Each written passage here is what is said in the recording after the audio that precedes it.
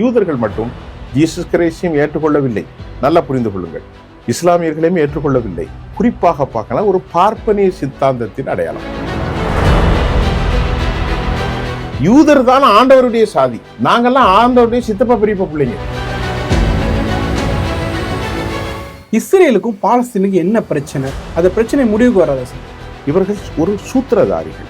யாருக்கு எதிராகவும் சதியை அரங்கேற்றுவதில் ரொம்ப கவனமானார்கள். இவர்கள் வட்டி தொழிலை செய்கிறார்கள். இவன் ஏற்கனவே ஆண்டவரே எங்க ஜாதின்னு சொல்லிட்டு திரியறான். இஸ்ரேல்காரன் ஒரே ஜாதியும் கிடையாது, ஒண்ணும் கிடையாது நம்ம சொல்றோம். இப்படிப்பட்ட சூழ்நிலையில் 6 மில்லியன் பேரை அவன் படுகொலை செய்தான்.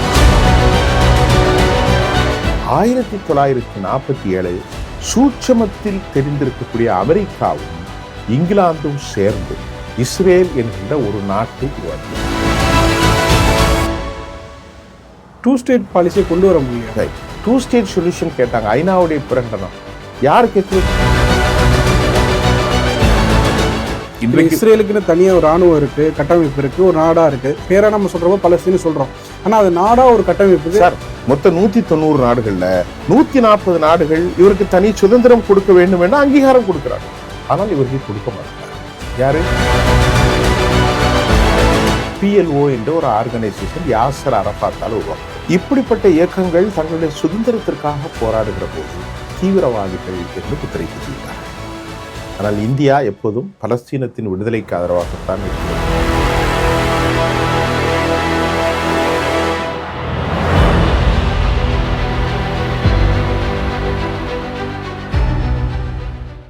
இது என்ன பாயசத்துக்கா? இதுதாமா பாயசத்தோட secret. Sweet and condensed milk from Milky Mist. பார்த்தாலே தெரியுது நல்ல சூப்பர் பாயசம். Sweet and condensed milk from Milky Mist. தமிழ்நாட்டுல எல்லாமே சேஞ்ச் ஆயிடுச்சு. உங்க நகையையும் சேஞ்ச் பண்ணுங்க. உங்க பழைய நகைக்கு கிராமுக்கு 150 ரூபாய் கூடுதலா வாங்கி புது நகை எடுத்துக்கோங்க.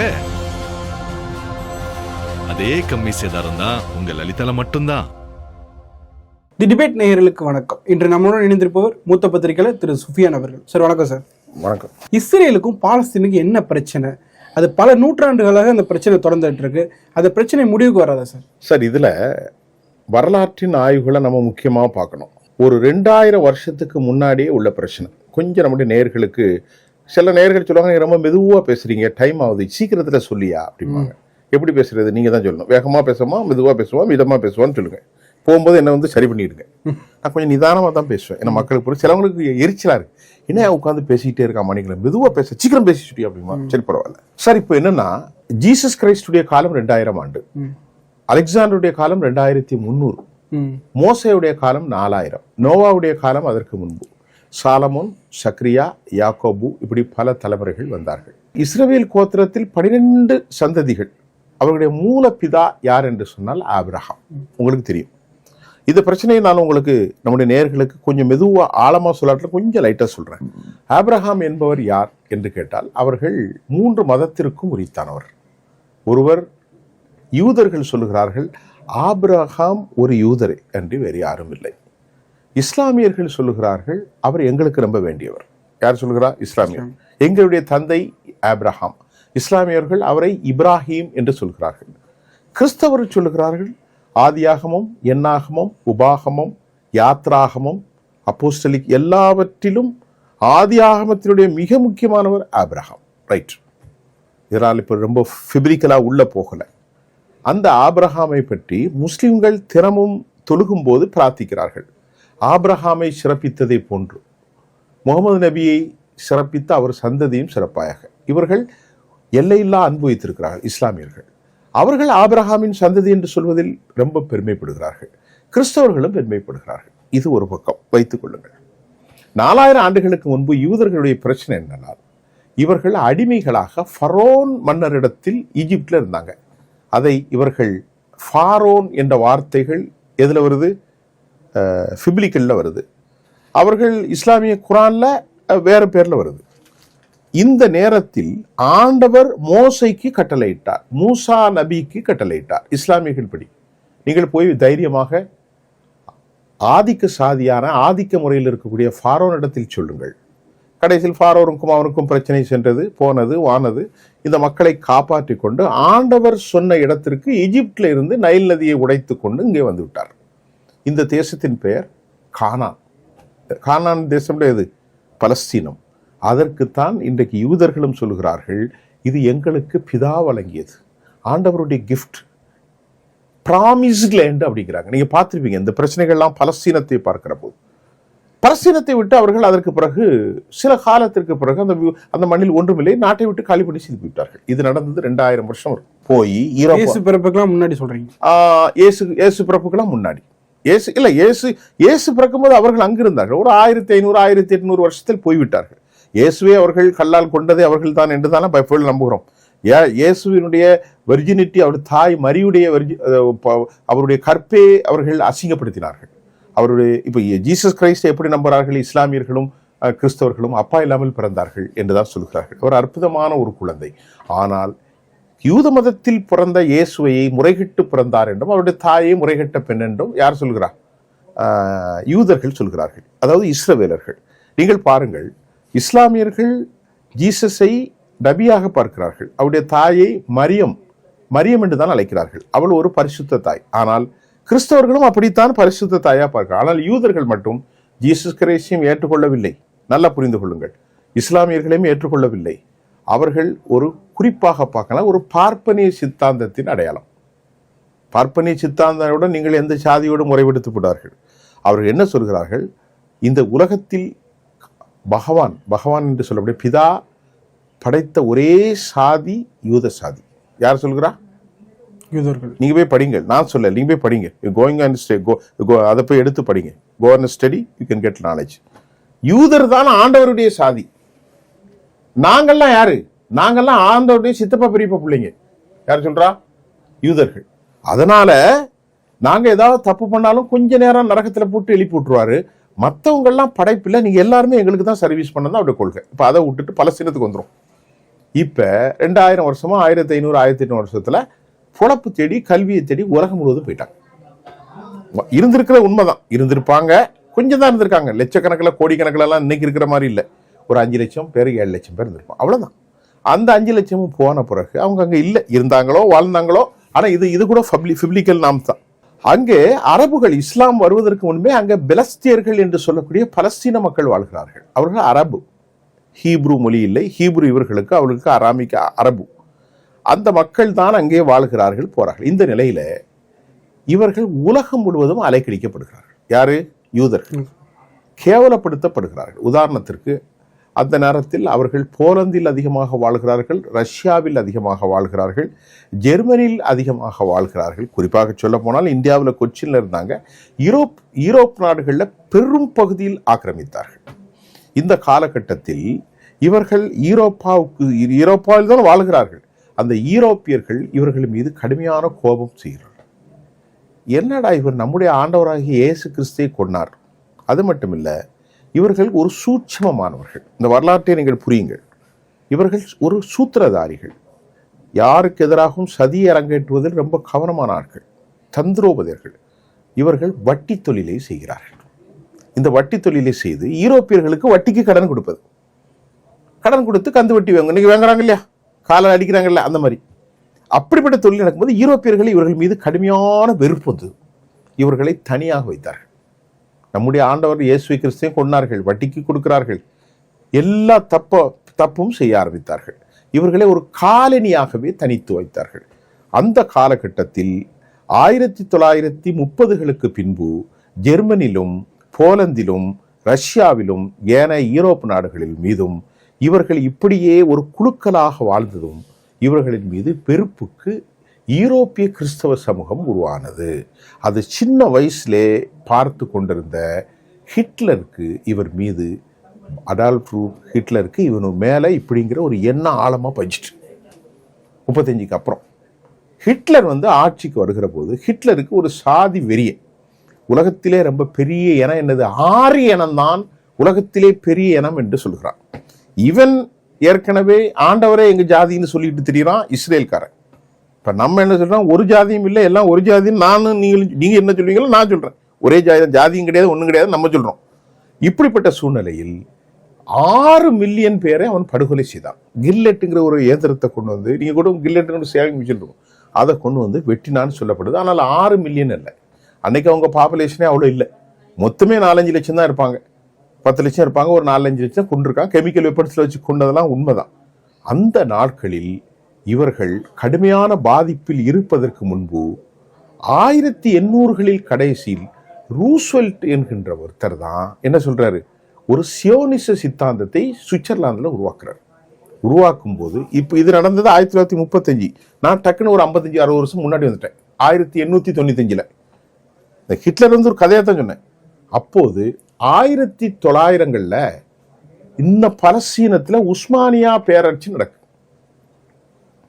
அப்போ போய் துருக்கியை தலைமையை கொண்டு அப்பெல்லாம் இஸ்லாமிக், இப்ப துருக்கர், இங்குள்ள முஸ்லீம்களை பேரை துருக்கர்கள்னு சொல்றாங்க இல்லையா, அது பட்ட பெயர் அல்லது. துருக்கி தலைமையாக வந்தனால துருக்கர்கள், அந்த துருக்கர்கள் பின்பு துலுக்கர்களாக மாறி போறது வரலாற்று உண்மையை நான் சொல்கிறேன், உண்மைதான். அதில் பல பேருக்கு கோபம்லாம் பட மாட்டாங்க. அப்படி வந்திருக்கின்ற போது நல்லா கவனித்துக் கொள்ளுங்கள். அப்படி வந்திருக்கிற போது ஆண்டர் பார்பர்சன் என்று சொல்லக்கூடிய ஒரு கவர்னர் 1903ஆம் ஆண்டிலிருந்து 5 வரைக்கும் பிரித்தானியாவுடைய பிரைம் மினிஸ்டராக இருந்த ஆண்டர் பால்பர்சன், இவர் ஒரு அக்ரிமெண்ட்டை போட்டு உஸ்மானிய பேரரசு அங்கே வீழ்ச்சி அடைந்த பிறகு அது முழுக்கும் பிரிட்டிஷுடைய கண்ட்ரோலில் வந்துடுது. எந்த பக்கம்? அந்த பலஸ்தீன். இவங்க என்ன செய்கிறாங்க, சூட்சமமாக அமெரிக்காவில் ட்ரூமன் என்பவர் இருக்கிறார், ஆண்டர் பால்பர்சன், இவங்க 2 பேரும் சேர்ந்து உலகத்தில் இருக்கும் அனைவரிடத்திலும் ஒரு ரெஃபரண்டம், ஒரு அந்த மக்களிடத்திலே ஒரு கருத்தை நடத்தி, முதலில் அவர்கள் போகக்கூடிய இடம் அர்ஜென்டினாவாக இருந்தது. இல்லை எங்களுக்கு ஆண்டவர் பிராமிஸ்ட் லேண்ட் இந்த பலஸ்தீனத்துக்கு எங்களுக்கு தர வேண்டும் என்று சொல்கிறார்கள். பலஸ்தீனத்தில் வாழ்ந்தவர்கள் யார்? ஏழை அரபுகள். ஒட்டகத்தை மேய்த்து கொண்டிருந்தார்கள், ஆடை மேய்த்து கொண்டிருந்தார்கள். அப்போ பெட்ரோல்லாம் கிடையாது. இன்னைக்கு சவுதி அரேபியாவில் வந்தது, ஈரானில் 1905களுக்கு அப்புறம் தான் பெட்ரோல், சவுதி அரேபியாவில் 1930களுக்கு அப்புறம் தான் பெட்ரோல், யுனைடெட் அரபு எமிரேட்ஸில் 1966லேருந்து 69க்குள்ள தான் பெட்ரோல். பலஸ்தீனத்தில் ஒன்றும் இல்லை. இன்னைக்கு இருக்கக்கூடிய இஸ்ரேல் இருக்கு இல்லையா, இது எல்லாமே ஒரே லேண்டு தான். இந்த இவர்கள் போய் அங்கே போய் குடியேறாங்க, கொஞ்சம் கொஞ்சமாக குடியேறாங்க, எல்லா நாட்டையும் அடித்து விரட்டுறாங்க. ஆனால் அந்த மக்களுக்கு ஒன்றும் தெரியாது. யாருக்கு? அரபுகளுக்கு ஒன்றுமே தெரியாது, பாவம்.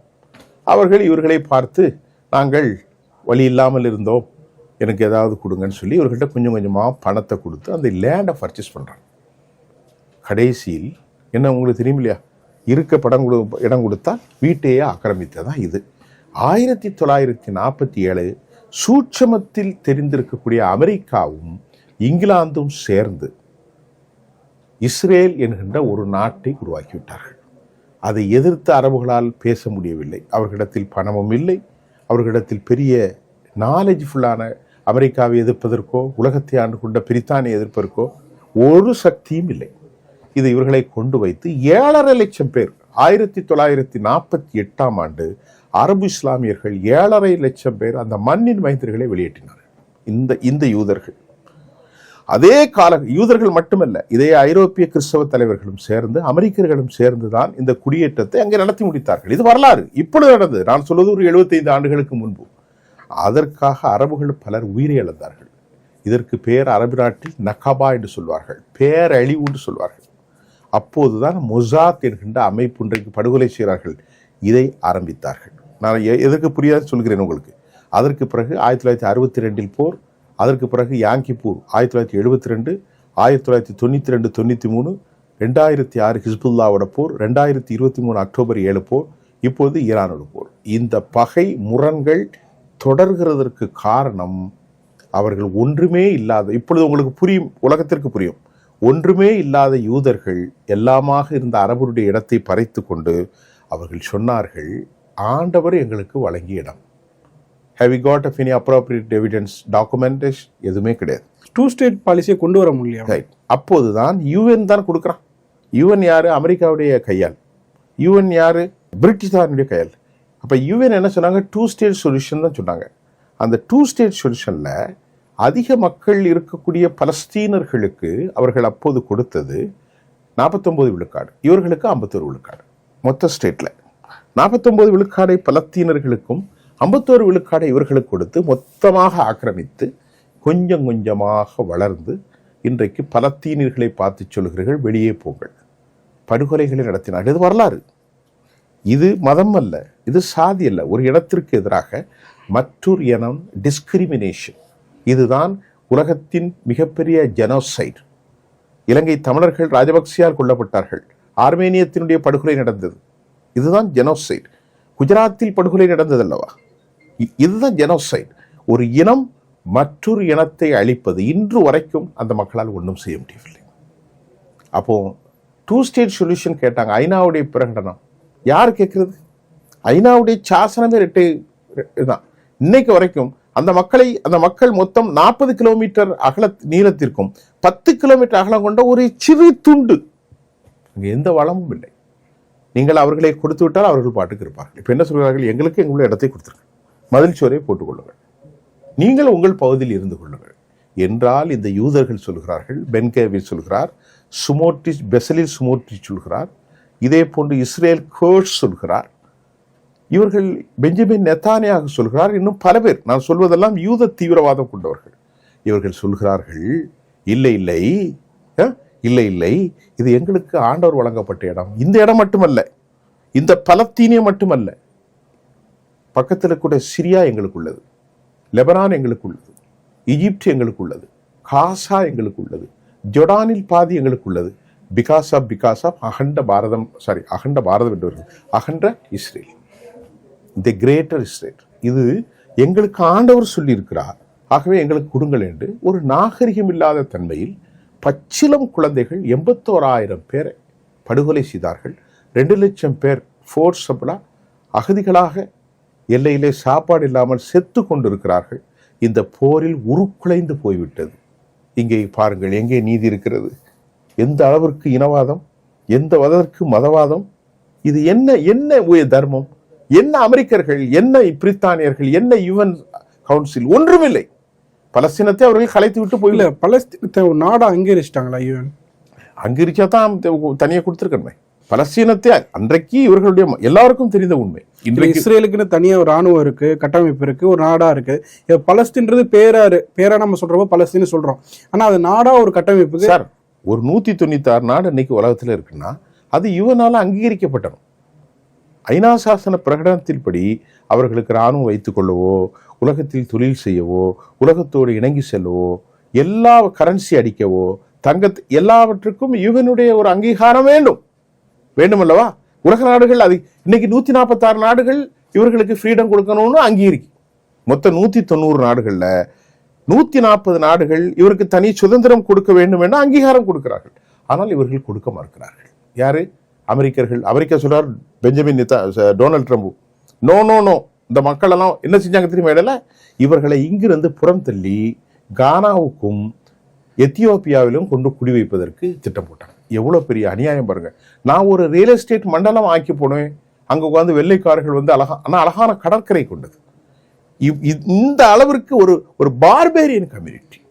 இவர்கள் என்ன நாகரிகமானவர்கள்? நீங்களே சொல்லுங்கள்.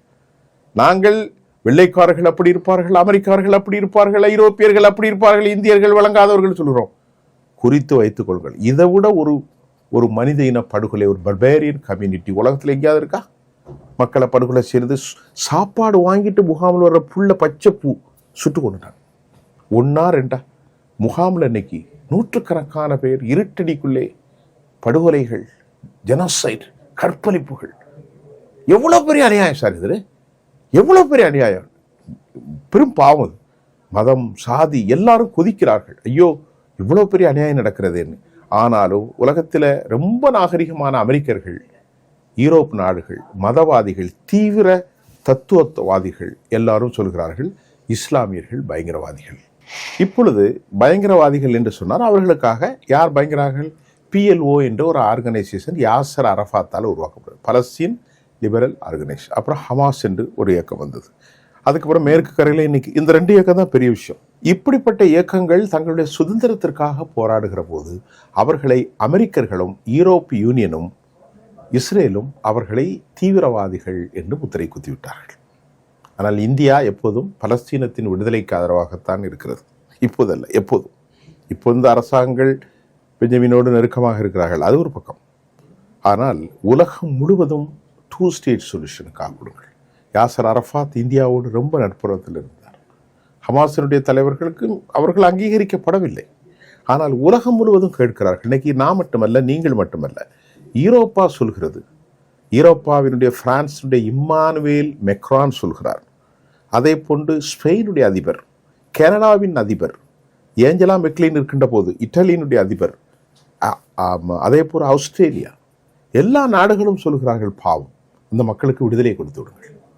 ஆனால் கொடுக்கவே கூடாது என்பதில் வீட்டோவை கொண்டு வந்து காலி செய்தியை கொண்டு கொண்டிருப்பது யார்? அமெரிக்கா. ஆனால் அவர்கள் தான் இன்னைக்கு நாகரிகமாக இருக்கிறார்கள். இதுதான் இந்த வரலாற்றின் உண்மை. இந்த வரலாற்றை பற்றி வேறு பேசுவது என்றால் பக்கம் பக்கமாக பேசலாம். அது படுகொலைகள் நிறைந்தது, இரத்த சடுதிகளில் நிறைந்தது. அது வேண்டாம், பாவம். அந்த குழந்தைகள் எல்லாம் அழிந்து போய்விட்டார்கள், அது பாவம். இதுதான் பலஸ்தீன் என்றால் என்ன, இந்த பலஸ்தீனுடைய ஸ்டேட்டுடைய தன்மை என்ன, பலஸ்தீனம் யாருக்கு உரியது, இந்த பலஸ்தீனத்தில் வாழ்ந்த மக்கள் யார், இங்கிருந்த யூதர்கள் எங்கிருந்து வந்தார்கள், எப்போது வந்தார்கள், சியோனிச ஸ்னாகி எப்போது உருவானது, அமெரிக்கருடைய ஆண்டர் பால்சரும் அமெரிக்காவுடைய ட்ரூமனும் இன்னைக்கு இருக்கிற வரைக்கும். அதில் ஒன்றை சொல்ல மறந்துவிட்டேன். இப்படி இருக்கின்ற போது அங்கே ஒரு பள்ளிவாசல் இருக்கிறது. அந்த பள்ளிவாசலை முஸ்லீம்கள் பைத் அல் முகத்தஸ் என்று அழைக்கிறார்கள். பைத் என்றால் வீடு, அல் முகத்தஸ். அங்கிருந்து தான் நபிகள் நாயகம் ஸல்லல்லாஹு அலைஹி வஸல்லம் அவர்கள் மேராஜ் என்று சொல்லக்கூடிய விண்வெளி யாத்திரை போனதாக முஸ்லிம்களின் நம்பிக்கை. அங்கிருந்து அதை சாலமோன் மன்னன் கட்டினார். சாலமோன் யார்? சுலைமான் என்று இஸ்லாமியர்கள் அழைக்கிறார்கள். அது எங்களுடைய ப்ராஃபட், அது எங்களுக்குரியது. பைத் அல் முகத்தஸ் என்று யூதர்கள் கொடுக்கிறார்கள். ஆகவே அந்த பள்ளிவாசல் இப்போது கலீஃபா உமருடைய ஆட்சியில் கட்டப்பட்டது. அந்த பள்ளிவாசலுக்கு உள் தொழுகை நடத்துவதன் உரிமை முஸ்லிம்களுக்கு இருக்கிறது. அந்த பள்ளிவாசலுக்கு சென்று கொண்ட யூதர்கள் பாவச்சுவராக தங்கள் தலையை அடித்தடித்து பாவத்தை அங்கே தீர்க்கிறார்கள் வெளிப்புறம். அதே போன்று கிறிஸ்தவர்களுக்கும் அது புனிதமானது. புரியுதா? அவர்களுக்கும் சாலமோன் ரொம்ப முக்கியமானவர்கள், இவர்களுக்கும் முக்கியமானவர்கள். ஆகவேதான் ஒவ்வொரு வாரமும் 45,000 பேர் தொழுகை நடத்துகிறார்கள். ஏகப்பட்ட போலீஸ் பாதுகாப்பில் இருக்கிறது. இப்பொழுது ஜெருசலத்தை தங்களுடைய தலைநகரமாக ஆக்கிக் கொள்வதற்கு யூதர்கள் திட்டம் போடுகிறார்கள். ஜெருசலம் மேற்கு கரையினுடைய ஆட்சியிலே இருக்கிறது. 2017 அமெரிக்க அதிபர் டொனால்ட் ட்ரம்ப் முதலாக வரும்போது இப்படிப்பட்ட ஒரு இடத்தை திடீர்னு சுயாதீன அடிப்படையில் ஒரு டெக்ளரேஷனை கொடுக்கிறார். ஒரு ப்ரொக்ளமேஷன் ஆர் டெக்ளரேஷன். என்ன சொல்றாருன்னா, ஜெருசலம் யூதர்களின் தலைநகர் என்று அறிவிக்கிறார். பாத்தீங்களா? ஊரை பிடிச்சி நாட்டை பிடிச்சி அந்த நாட்டை விட்டு மேற்கு கரையிலும் அவர்களுக்கு பங்கு கொடுக்கிறாங்க. இதன் ஒரு ஆழமான விஷயம் இருக்கிறது. இதனுடைய எல்லைகளால் மனித உயிர்கள் மிருகங்களை விடவும் மாடுகளை விடவும் படுகொலைகளை சந்திக்கிறார்கள். இதற்கு என்னதான் விடிவு என்று யாருக்கும் தெரியவில்லை. இதுதான் சுருக்கமாக இல்லை. இதை புரிந்து கொண்டாலே மற்ற வியாதிகளும், இதற்காக பாடுபட்ட வரலாறுகள், இதற்காக விடுதலை இயக்கங்கள், இதற்காக நடந்த பல சம்பவங்கள், ஒவ்வொரு சம்பவத்தையும் சொல்லலாம். ஒரு கால்பந்த மைதானத்தில் நடந்த கொலைகள், மொசாத்தினுடைய நடவடிக்கைகள், சின்பெட்டுடைய நடவடிக்கைகள், அமானுடைய நடவடிக்கைகள், PLOவுடைய தலைவர்கள் படுகொலை செய்யப்பட்டது, இப்படி நிறைய வரலாற்று புதினங்கள் இருந்து கொண்டுதான் இருக்கிறது. இதை பார்த்தால் பலஸ்தீனம் என்றால் என்ன, யூதர்கள் யார், எங்கிருந்து சுதந்திரம் வந்தது என்பதையெல்லாம் புரிந்து கொள்வார். ஒருத்தர் பார்ப்போம் சார். பல தகவல்களை பயந்ததுக்கு ரொம்ப நன்றி சார்.